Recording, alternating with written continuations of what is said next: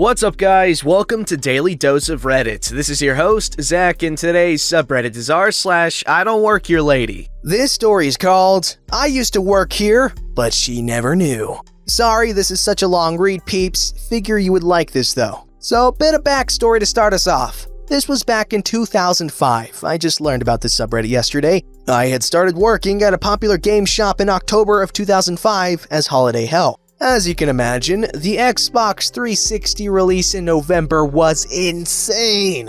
Consoles and copies of Halo flying off the shelves. In the ensuing weeks after its release, I saw many a return of the Xbox 360 console for the dreaded Red Ring of Death. 9 out of 10, this was caused by people just being extremely stupid with the console. Below is one such story. I should also note that I had a side business of repairing PCs and Xbox consoles, as the store often turned people away for being past the return period, 15 days. So I was making a tidy profit repairing the things for people that didn't want to wait for a warranty return and educating people on how to properly care for their consoles. And here is why this is an IDontWorkHereLady story. My final shift had just ended. I was no longer an employee and turned in my lanyard.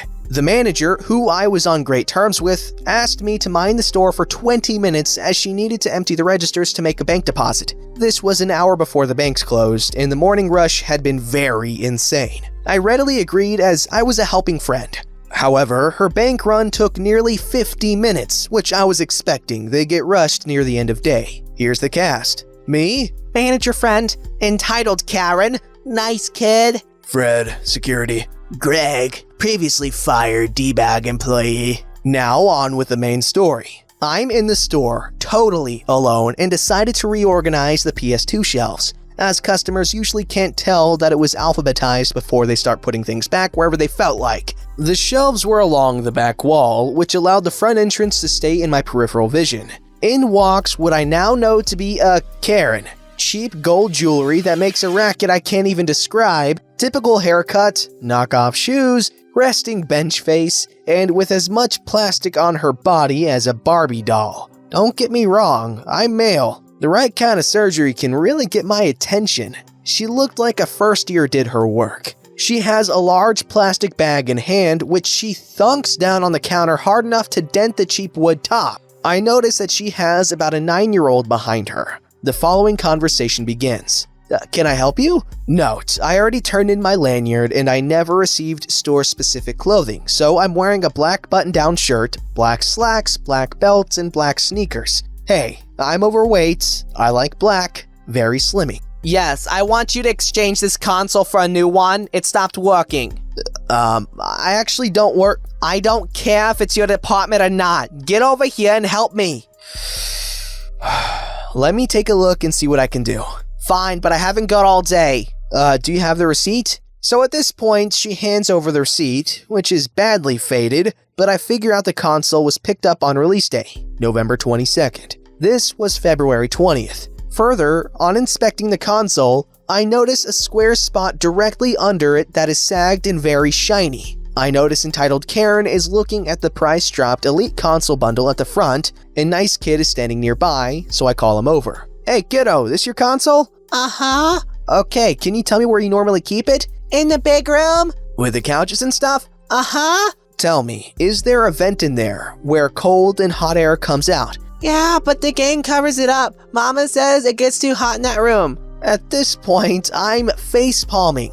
Entitled Karen decided to use a $400 box of hot electronics to plug a heat vent. No wonder it stopped working and started to melt. Also, in the bag are 3 other games, besides Halo, all scratched to hell and back. I call over Karen. I'm sorry, this console is way past our return period, and as the reason it stopped working was due to negligence, the manufacturer likely won't fix it either. But I can. Just when I was about to offer my personal services, I was cut off. What the frick, you lazy piece of crap? Just exchange it for another one. That Elite bundle over there costs less than what I paid for this one. The price had just dropped. So I'll take that and replace those games while you're at it. Now, I no longer worked at this store. In hindsight, I should have closed the door, but with my knowledge of games, I was hoping to at least have some people ready to check out for manager friend when she returned. However, entitled Karen really pushed my buttons and I snapped.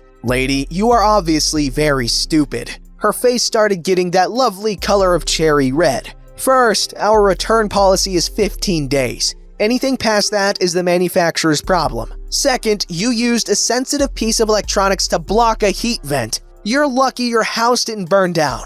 Third, you bought a mature-rated game for an underage child, something we can be fined up to $5,000 for. Fourth, you were just very rude to the only person in town who could have actually helped you out. Now, I am not inclined to. Get out." You can't talk to me that way. Give me your corporate number. I'm gonna report you and get you fired. At this point, I figured, what the hell? I've already finished working here. So I write down the corporate number on a piece of printer paper, and then the idea struck me. A few weeks back, we had a new seasonal guy who was just terrible.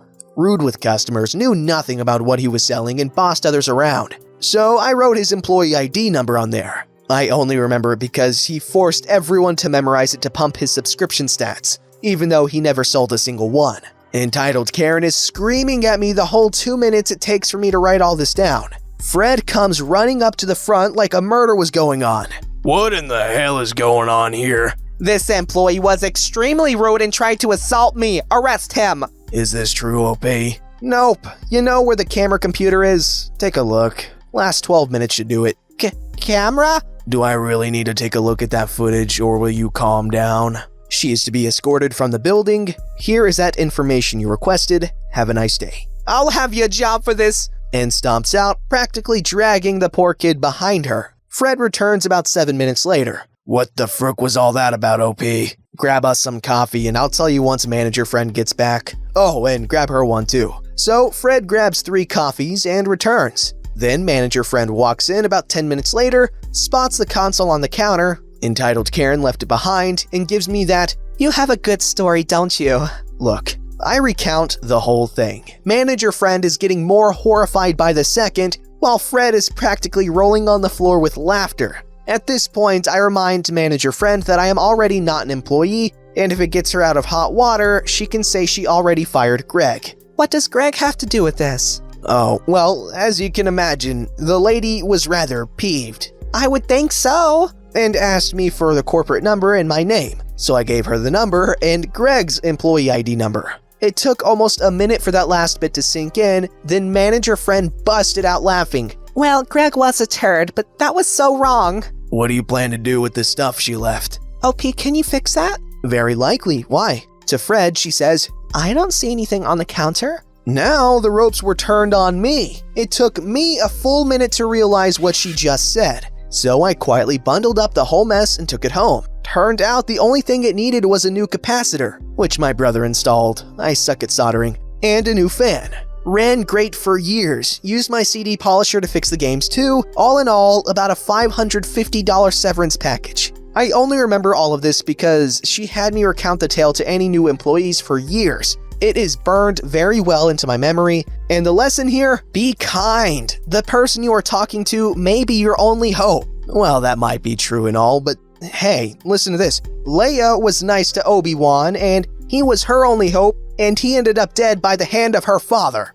She thought I was a gas station worker, and then a therapist, apparently. No idea if this story belongs here, but I technically got mistaken for an employee, and then things just kind of went downhill fast. One night, late after work, I stopped by a gas station to buy myself a slushie, which is a daily habit of mine during the summertime. I work at Pizza Hut, and at the time, I normally just wore a dark gray shirt with a design of a pizza on it, blue jeans, and a visor that had the words Pizza Hut on it. Not to mention, my apron around my waist had the Pizza Hut logo on it as well. So it was kind of weird to have this older lady come up to me and tap me on the shoulder and say, "Excuse me, where can I find the 2-liter drinks?" I turn around, empty cup in hand, and just go, I don't work here, sorry. But also they changed the store around, so I don't know where they put them this time. Cue me going back to trying to get my slushie. Are you sure you don't work here? She asks again, and not really getting impatient, but acting as if she were confused.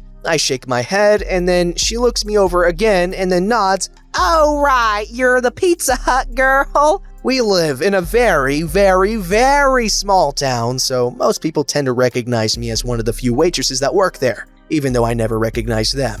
I just smile politely and nod, laughing a bit. Yes, ma'am, I am. And then I apologize, a small habit of mine. Sorry about that. Have a nice day. That was supposed to be it. That was supposed to mean that this conversation was done now. It was supposed to be over. But then she stands there for a moment as I'm filling up my slushie, and I start to think that she's just waiting for me to get done with it so she could get a drink. And then she sighs and goes, Love my life broke up with me today. I nearly squished the styrofoam cup in my freaking hand because of how out of left field that sentence was. It hit me like a freaking truck. I slowly turn to her for a moment. I'm stunned silent before I manage to let out a tiny and uneasy, "Oh, I'm sorry," before quickly turning to finish filling up my cup, putting the lid on it and grabbing the straw. She sighs again. Yeah, I just don't know what I'm gonna do without him. I nod again,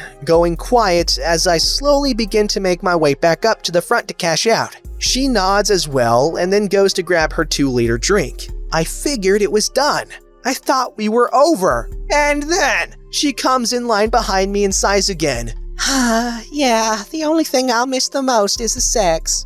I nearly choked on my slushie, to be honest. First, she mistakes me for a worker, and now she's just spilling her entire life story to me? I just wanted to go home. The person in front of me glances back and just gives me a pitying stare as I look back at the lady and just weakly nod. That sucks. She nods a bit. Well, I guess I don't really need men. I can do things myself. I felt really unwell and sick to my stomach, being forced to think of how this little older lady can possibly take care of herself. Thankfully, she turned around and began harassing the man behind her. I was able to pay for my slushie, and I gave the cashier a warning glance as I did, and I basically rushed out of that freaking gas station. As I'm sitting in my car, all I can really do is laugh because that was absolutely the weirdest thing I've ever experienced in my life. It's been a couple of years since this happened. I wonder how she's doing because I think about that experience a lot. Well, I'm definitely going to be thinking about that a lot too now. I'm kidding. Or am I? Okay, all jokes aside, I don't like when people do that. Don't open up to me right away, man. It's kind of weird. You know, I used to ask people what's wrong because people post on their stories all the time that they're upset and stuff, and it's well, I feel sympathy for them. That's why I'd ask what was wrong, but why do you feel the need to announce it to everyone? I'm not trying to bash you if you do, but I just kind of find it off-putting and I don't know. It's just weird and unsettling, and I'm sure most of y'all can agree, and everyone's gonna deny doing it, but then everyone does it. I don't do it. I'm kidding. I mean, I don't, but it's just a joke. This story's called I Do Work Here, Lady, and you can turn me in if you'd like. Mods, I read the rules and hope I'm not breaking them. Technically, I was not an employee of the university where this happened, but I was working for my father, the professor. The sub's theme of going off on the people over whom they mistakenly think they've got power should apply. My father was a university professor and I was in his graduate program. He usually paid a graduate student out of his own pocket to give exams and grade tests for him, so he figured he'd keep it in the family and pay me. Side note from the captain, that is a horrible cliche to use, but okay. Again, this is not nepotism. He was paying me $10 an hour out of his own pocket so he could stay home and relax. I just read journals while I gave the tests. Win-win. In this case, he wanted me to give an exam for his graduate seminar midterm. He was very clear that he wanted me in there precisely at 7 p.m. to get all the tests down for the 7:10 start time. Grad students are a nervous bunch, was his mantra. I showed up at 6:50 and there was a class in there. At 7, it was still going. At 7:05, it was still going and I was getting nervous. The students waiting to go in were getting anxious. I opened the door and walked in as if I hadn't noticed the professor was still teaching and acted startled and confused, confirming the room number and the time and saying I was supposed to give a test in room 210 at 7:10.